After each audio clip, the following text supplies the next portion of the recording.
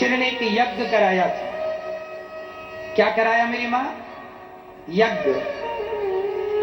जब पांचों पांडव जीत गए ना और उनको विजय श्री प्राप्त हुई, शिशुपाल का उद्धार हुआ, शाल्व का, दंत वक्र का भगवान ने उद्धार किया। आज भगवान ने धर्मराज युधिष्ठिर का जब यज्ञ कराया, अच्छा ये यज्ञ तब हुआ था जब अभी पांडव और कौरव दोनों थे, अभी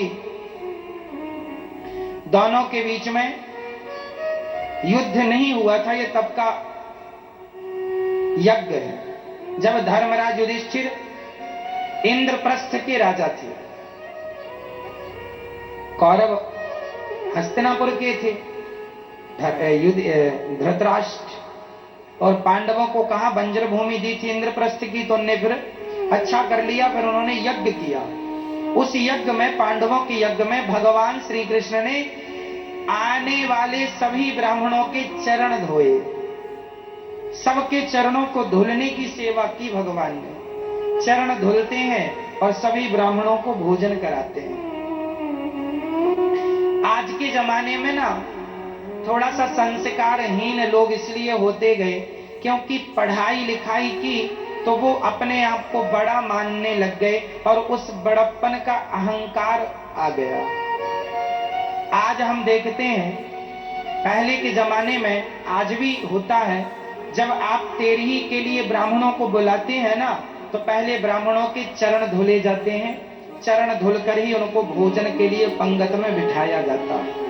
लेकिन आज के जमाने में चरण धुलने को लोग समझने लगे हैं, अरे हम पांव धुलेंगे क्या, हम तो बड़े हैं। चरण धुलने को वो आज के पढ़े लिखे हैं ना, तो वो अच्छा नहीं मानते।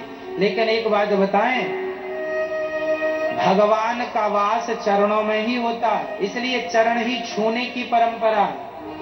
माथा छूने की परंपरा नहीं है, कंधे छूने की परंपरा नहीं है, पेट छूने की परंपरा नहीं है, कमर छूने की परंपरा नहीं है, चरणों को ही छूने की परंपरा है। क्यों? बेटा अपनी माँ के चरण छूता है, पत्नी अपने पति के चरण, बेटा अपने बाप के चरण, अतिथि के चरण, गुरु के चरण।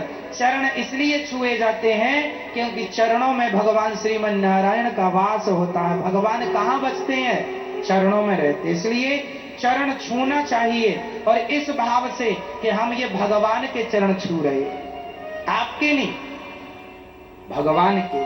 आप में किसकी बुद्धि हो? भगवत बुद्धि हो। हम कह चुके हैं सब भगवान है, बस देखना है, बस आप जब से शुरू कर दें तब से। क्यों जी? जब से। भाई पानी से बिजली प्रकट होती है, हाँ या ना? मैया, पानी से बिजली बनती है, बोलो हाँ या ना? पानी से क्या बनता है? बिजली। पानी से बिजली, पानी में बिजली होती है। अब ये बताओ, पानी में बिजली क्या अभी अभी से होने लगी या सदा से है? कब से है? सदा से है। लेकिन सदा से तो है बिजली, पर अभी अभी वैज्ञानिकों ने उस बिजली को प्रकट करने का तरीका बता दिया, ऐसे प्रकट होगी। क्यों? बिजली तो पानी में सदा से, बस प्रकट कर सको तो कर लो।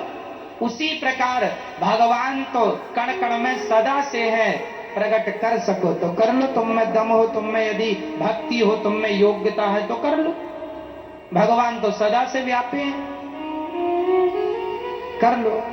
तो भगवान, इसलिए भगवान चरण धोते हैं। आप लोग भी जब भी घर में ब्राह्मणों को बुलाया करो तो ब्राह्मण हो, गुरुजन हो, सदा उनके चरणों को पखारना चाहिए, चरणों को धुलना चाहिए, और चरणों को धुल करके फिर ब्राह्मणों को भोजन कराना चाहिए। तब उसका पूरा पुण्य फल हम सबको मिलता है। इसलिए ये दास अनिरुद्ध आज भी यहाँ जब अष्टोत्तर होते हैं ना, तो हम प्रत्येक ब्राह्मणों के चरण जरूर धुलते हैं। सारे ब्राह्मणों के हम स्वयं चरण धुलते हैं। ब्राह्मण की पूजा जो करेगा वह अपना लोक परलोक संवारेगा। ब्राह्मणों की पूजा, ब्राह्मणों की सेवा जरूर करनी चाहिए। क्यों? क्योंकि भगवान श्री कृष्ण ने भी सुदामा जी के चरण धोए। ब्राह्मणों के चरण तो भगवान भी धोते हैं। इसलिए ब्राह्मण चारों वर्णों में, ब्राह्मण क्षत्रिय वैश्य शूद्र, इन चारों में श्रेष्ठ ब्राह्मण को क्यों कहा गया है? ब्राह्मण श्रेष्ठ क्यों है? कई लोग आरोप लगाते हैं कि वेद पुराणों में तो पंडितों ने अपने अपने हिसाब किए हैं, है ना? तो पहला मैं आपको समझाऊं कि वेद पुराणों में, वेद पुराण किसी पंडित ने नहीं लिखा, साक्षात भगवान वेद व्यास जी ने लिखे, ठीक है? और सुनो, पंडितों को क्या मिला, ब्राह्मणों को क्या मिला है? क्षत्रियों को मिला है राज्य। क्षत्रियों को क्या मिला है? बोलो जोर से। क्षत्रियों को क्या मिला है? राजा कौन हुआ करते थे मेरे भारत में? क्षत्रिय। क्षत्रियों को दिया है राज्य, वैश्यों को दिया है व्यापार, और शूद्रों को दी है सेवा करो, अपना पेट भरो, परिवार का पालन करो। और ब्राह्मणों ने खुद को क्या दिया है? खुद को कहा है जंगल में रहो और भीख मांगकर अपना पेट भरो और परिवार का पालन करो। ब्राह्मण के खाते में केवल भीख आई है। ब्राह्मण को धन, केवल भिक्षा। ब्राह्मण भिक्षा मांगता है, सुदामा जी भिक्षा मांगते हैं। चाणक्य चंद्रगुप्त मौर्य को उठाकर राजा बना देते हैं, खुद नहीं बने राजा, चंद्रगुप्त मौर्य को बनाया और खुद अपना भिक्षा मांग के अपना जीवन का निर्वहन करते रहे। ब्राह्मण केवल भिक्षा लेता है और भिक्षा लेकर अपना धर्म करके अपने तीनों के लिए भगवान से प्रार्थना करता है, हे भगवान मेरा राजा बहुत अच्छा रहे, क्षत्रिय बहुत अच्छा रहे, वैश्य बहुत अच्छा रहे, शूद्र अच्छा रहे, ये तीनों अच्छे होंगे, तीनों योग्य होंगे तो हमें भिक्षा देते रहेंगे, हमारे भी परिवार का गुजारा चलता रहेगा। ब्राह्मण ही एक ऐसा है जो आप तीनों के लिए अच्छा सोचता है। ब्राह्मण ही चाहता है कि आपकी बेटी का विवाह जल्दी हो, तो फिर हमें बुलाएं और बढ़िया मालपुआ खिलाएं और कुछ दान दक्षिणा भी दें। क्यों जी? तो ब्राह्मण ही एक ऐसा है जो सदा समाज के कल्याण की भावना रखता है। इसलिए चूंकि ब्राह्मण सदा जंगल में, दशरथ जी अयोध्या के राज सिंहासन में रहते थे और वशिष्ठ जी जंगलों में रहते थे, तो ब्राह्मण का त्याग आज का नहीं, अनादि समय से वो जंगल में रहना पसंद करता है और भिक्षा मांगता है। आज भी आपको ब्राह्मण भिक्षा मांगता हुआ मिल जाएगा। एक तो होते हैं भिखारी जो कि गली गली आपको मिल जाएंगे, ये भिखारी हैं जो मंदिरों के बाहर। अच्छा, जो ब्राह्मण भिक्षा मांगता ना, वो कभी मंदिर के बाहर नहीं बैठता, वो तो घरों में जाता है और सीधा लेता है, भैया जी यदि आपके पास हो तो गेहूं दीजिए, आटा दीजिए, बच्चों को यही खिलाना है। तो ब्राह्मण का धन केवल भिक्षा। ये दास अनिरुद्ध ने भी, हमने भी बचपन में बहुत भिक्षा मांगी है, हमने भी भीख मांगी है, क्योंकि ब्राह्मण का धन भिक्षा ही होता है ना? हम लोगों के खाते में केवल भिक्षा। ये आप लोगों ने नहीं, ये किसी ने नहीं, ये प्रकृति ने, ये विधाता ईश्वर ने हम लोगों को दिया है कि तुम भिक्षा मांगोगे।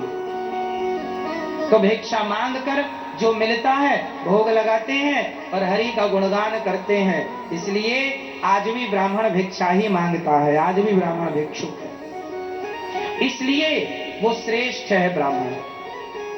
इसलिए आपको उसका सम्मान करना चाहिए। इसलिए ब्राह्मण का खाया तुम्हारे पितरों को मिलता है। इसलिए तेरही में पहला भोजन ब्राह्मणों का होता है, क्योंकि वो त्यागी है, क्योंकि वह धर्म कर्म निष्ठ है। और आप लोग कहते हैं महाराज जी आजकल के ब्राह्मण तो बिगड़ गए हैं। माना कि आज कुछ ब्राह्मण रास्ता भटक गए हैं, तो याद रखो, भले रास्ता भटक गए हैं, उनको सही रास्ते पर सत्संग लाएगा। आप उनको बताएं कि आप ब्राह्मण हैं, आपके लिए यह काम अच्छा नहीं है, आप समझाएं। और कई ये समझो कि अग्नि भले चिता की ही क्यों ना हो, आग भले चिता की ही क्यों ना हो, पर वो पूरे जंगल को जलाकर भस्म कर सकती है, भले चिता की आग क्यों ना हो।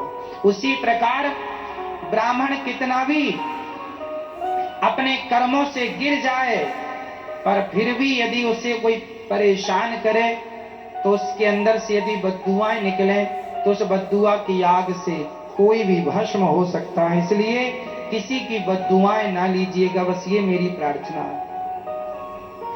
किसी की मैं, चाहे ब्राह्मण हो, क्षत्रिय हो, वैश्य हो, शूद्र हो, किसी की बद्दुआएं ना लीजिएगा, किसी की बद्दुआएं ना लीजिएगा। रावण ने ब्राह्मण को लात मार के निकाल दिया। रावण का भाई विभीषण, चलो भाई है पर ब्राह्मण है, और ब्राह्मण को भी ब्राह्मण का अपमान नहीं करना चाहिए। आप ब्राह्मण हैं, इसका अर्थ ये नहीं कि आप किसी ब्राह्मण का अपमान करेंगे। ब्राह्मण ब्राह्मण के लिए भी पूज्य है, ब्राह्मण ब्राह्मण के लिए भी वंदनीय है। इसलिए किसी भी ब्राह्मण का अपमान नहीं। आज भी आप लोग देखते होंगे, आपके गांव में जो पंडित जी होंगे, वो आज भी गांव के पंडित जी आज भी भिक्षा मांगकर अपना पेट भर रहे होंगे। आज जमाना कहां से कहां चला गया, और पंडित जी भिक्षा ही मांग रहे हैं। क्यों? क्योंकि ब्राह्मण को विधाता ने केवल भिक्षा मांग कर पेट भरना है, ईमानदारी की रोटियां खाना है। वो चाहे तो डाकू बन जाए, चोरी कर ले, पर चोरी नहीं करता, डाकू नहीं बनता। वो कहता भिक्षा मांगकर खा लूंगा, पर कभी किसी के साथ अन्याय नहीं करूंगा। इसलिए उसका त्याग, उसकी तपस्या उसे श्रेष्ठ बनाती है। इसलिए ब्राह्मणों का सम्मान स्वयं भगवान करते हैं। इसलिए ये दास अनिरुद्ध ब्राह्मणों के चरणों की सेवा करता है, चरण धुलता है। आपसे प्रार्थना है कि जब भी सत्यनारायण भगवान की कथा कराया करो, पंडित जी आए तो पहले ब्राह्मण के चरण धुल करके ब्राह्मण को सम्मान के साथ उनको बिठाओ। एक ब्राह्मण को आदर देना सीखिए। ब्राह्मण के सम्मान से भगवान प्रसन्न होते हैं, और ब्राह्मण केवल सम्मान चाहता है, वो तो भिक्षा मांगता है, उसकी तो हालत सब जानते हैं, पर वो सम्मान चाहता है। आप सम्मान दीजिए। अरे पंडित जी ये कैसे हैं कि आप 1 रुपए मत दो, केवल ब्राह्मण को प्रणाम आप करते हैं, तो वो खूब ढेर सारा आशीर्वाद, खूब जियो, हजारों साल खुशी रहो, आशीर्वाद लो, फ्री का आशीर्वाद दे दिया ना। ये पंडित जी ऐसा आशीर्वाद दे सकते हैं, और आशीर्वाद देने का अधिकार शास्त्रों ने ब्राह्मण को ही दिया है। किसी को भी आशीर्वाद दे सकता है, और सबको इसका आशीर्वाद फलीभूत होगा। पर ब्राह्मणों को भी इस बात का ध्यान रखना चाहिए कि आप भी धर्म कर्म निष्ठ ब्राह्मण बने। आप भी यदि शराब पीते हैं तो ये आपके लिए शोभनीय नहीं है। आप मांस खाने लगे हैं, ये तो सबसे घिनौना कर्म आपने किया है। आप जैसे ब्राह्मणों को ये कर्म शोभनीय नहीं है। तो पहले आप अपने धर्म में स्थित हो जाइए, समाज आपकी पूजा करेगा, समाज आपका सम्मान करेगा। आप सम्मान पाने के लायक भी बने, ये आपकी जिम्मेदारी है। क्यों जी? इसलिए सबको अपने अपने कर्तव्यों का पालन करना चाहिए, और सदा सम्मान करना चाहिए, ब्राह्मणों का आदर करना चाहिए। एक ब्राह्मण ही है, शादी का आपके घर में काम पड़ा तो पंडित जी बुलाओ, सत्यनारायण भगवान की कथा। अब कई लोग कहते हैं ये पंडित लोग तो ठग रहे हैं, लूट रहे हैं। आप बताओ, शादी आप कराते हैं अपनी बेटी की, उस शादी में आप लोग भोजन बनवाने वालों को कितना पैसा देते होंगे? 10,000, 50,000, 1 लाख, हाँ या ना? टेंट वाले को कितना देते होंगे? 1,00,000, 2 लाख। क्यों जी? सबको पैसा देना पड़ रहा है। लेकिन जो पंडित जी रात भर जाग करके शादी पढ़ने आते हैं, शादी करवाते हैं, लोग उनसे कहते तुम तो लूट रहे हो पंडित जी। लो, लाखों खर्च करता है हर जगह, लेकिन पंडित जी की दक्षिणा देते समय कहता आप लूट रहे हैं। भाई लूट रहे हैं तो आपको बुलाना ही नहीं चाहिए था। पहले तो आप बुलाते हैं, पंडित जी आओ बेटी का विवाह करो, और फिर आके आप लोग अच्छा अपमान कर दे, अरे लूट रहे हैं आप लोग। आप हमें बुलाएं और बुला के ऐसा कहें कि आप तो लूटने आ गए, तो ये क्या सम्मान हुआ कि अपमान हुआ? अपमान हुआ। तो क्या आपको ऐसा करना चाहिए? और पंडित जी कोई आपसे सारी संपत्ति थोड़ी लिखवा रहे हैं। अरे जो आपकी श्रद्धा है, जो उचित है। आज तो देखो मजदूरी क्या चल रही है मार्केट में? मजदूर 12 घंटे काम का कितना लेता है? 8 घंटे का, लगभग 500 तो लेता है। लेकिन आज शादी पढ़ने वाले पंडित जी को लोग यदि 1100 भी देते हैं तो उनको लगता बहुत ज्यादा देना पड़ रहा है। 2100 देते हैं, उनको लगता बहुत दे दिया। पर यदि किसी ने 5100 दे दिया, उनको अरे हम तो लूट गए। शादी में लाखों का दहेज लिया है, दिया है, वहां लूटा नहीं। पंडित जी की दक्षिणा के साथ ऐसा। इसलिए मैं कहता हूं, या तो बुलाओ मत, और बुलाओ तो फिर किसी का अपमान ना हो। तो ब्राह्मण, उसके भी बच्चे हैं, उसके भी बच्चे खाते हैं, वो भी खाता है, वो भी बच्चों को पढ़ाना चाहता है। इसलिए ब्राह्मण का यही रोजगार है, ब्राह्मण का यही, क्षत्रिय का काम है सेवा करना, देश की रक्षा करना। जो राजगद्दी पर बैठ जाए काम करे, वैश्य अपना व्यापार बिजनेस करे, शूद्र अपना सब काम करता है, सब काम कर सकते हैं वो। ब्राह्मण के लिए लिखा है, ब्राह्मण हल नहीं चला सकता। आपको पता है, ब्राह्मण कभी हल का मुठिया नहीं पकड़ता। यदि ब्राह्मण हल का मुठिया पकड़ ले तो वो ब्राह्मण नहीं। ब्राह्मण के लिए शास्त्रों ने बड़े नियम बनाए। ब्राह्मण को कहा है कि तुम्हें केवल पढ़ाई करना है, पढ़ाना है। पढ़ाने की जिम्मेदारी ब्राह्मणों की हुआ करती थी। चाणक्य ने पढ़ाया चंद्रगुप्त को, पांडवों को गुरु द्रोणाचार्य ने पढ़ाया। पहले के जमाने में पढ़ाई लिखाई समाज को ब्राह्मण कराते थे, अच्छी शिक्षा देते थे। उससे जो मिल जाए वो भी शिक्षा बेचते नहीं थे, पैसा तय नहीं। जैसे आजकल के जो टीचर हैं, ये तो तनख्वाह लेके पढ़ाते हैं, ये तो नौकरी करते नौकर हैं। आज के लोग नौकरों से पढ़ती है, इसलिए नौकरी नौकर ही बनती है। पहले गुरु से पढ़ते थे, इसलिए गुरु बनते थे। इसलिए देश को विश्व गुरु कहा जाता है। यहाँ का प्रत्येक आदमी गुरु है। लेकिन आज गुरु नहीं बन सकता, क्योंकि वो शिक्षा हमारे देश में कभी बेची नहीं जाती थी। हमारे भारत में कभी शिक्षा बिकी नहीं है।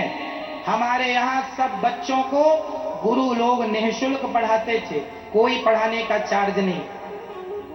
पांडवों को पढ़ाया, गुरु द्रोणाचार्य ने 1 रुपए शुल्क नहीं लिया। चाणक्य ने पढ़ाया, चंद्रगुप्त को 1 रुपए शुल्क नहीं लिया। हमारे यहाँ वशिष्ठ जी ने पढ़ाया, राम जी को 1 रुपए शुल्क नहीं लिया। भगवान कृष्ण को पढ़ाया, सांदीपनि ने 1 रुपए शुल्क नहीं लिया। शुल्क का कोई विधान नहीं।